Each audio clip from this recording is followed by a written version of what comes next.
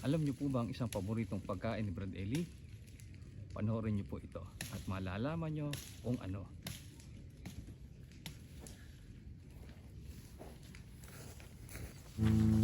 Ito ang sangkap na gusto ni Brother Eli sa kanyang paboritong pagkain, native na manok. Yan po ang mga alagang manok ni Brother Eli sa kanyang farm.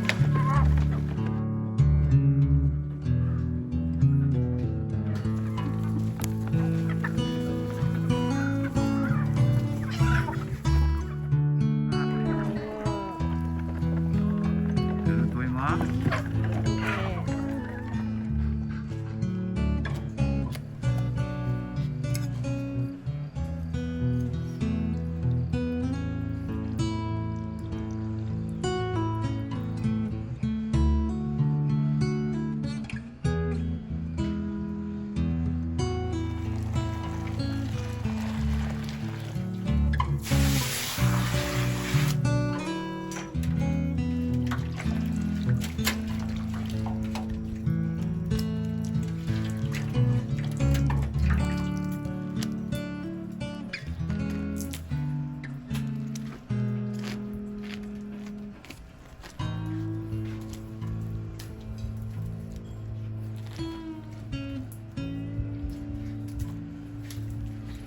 Madali lang pala yung buwan eh. Opo, sa Para lang ng damit. sa tamang timpla lang po.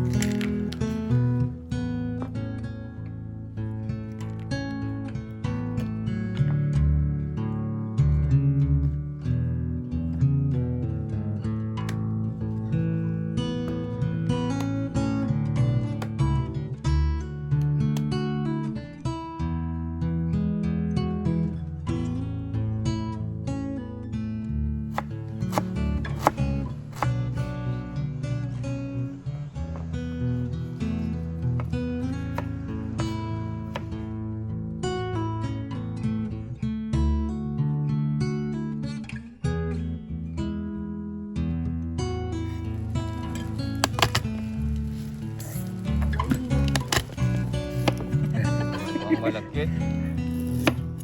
Isang black rice. Masahog na manok.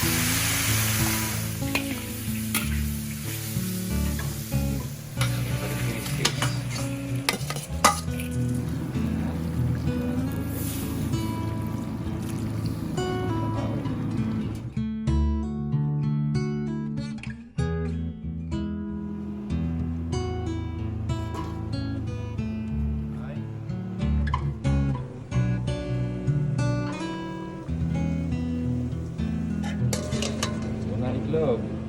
Native. Na itlog.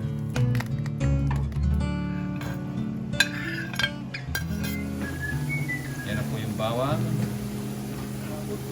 Kumukulo na ang mantika. Maring itanong ninyo, bakit napakaraming mantika?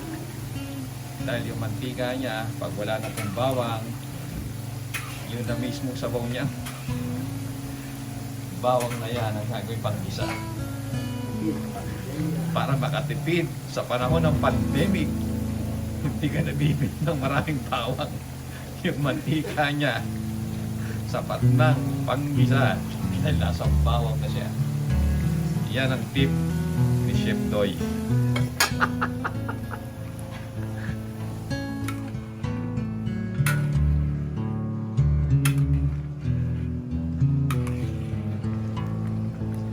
Ano yan? Kasubha.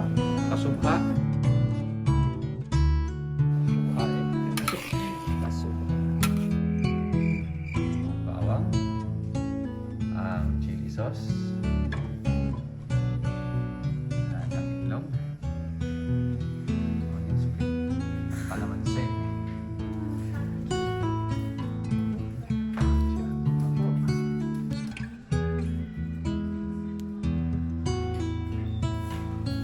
Mostly ginaganyan po yung buto ng kalamansi para hindi sumama.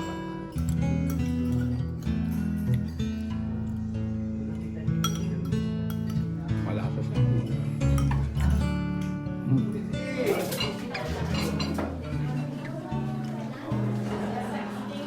Palugaw-lugaw. Kumakain tayo sa airport. Yan. Sa airport ng Campinas. Ay, Campinas. Campinas pala.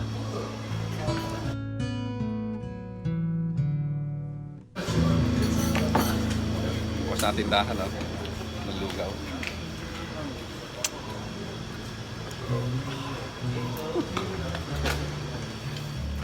Opo, lugaw ang isa sa paboritong pagkain ni Brother Eli Soriano na ang sahog po ay ang manok na native.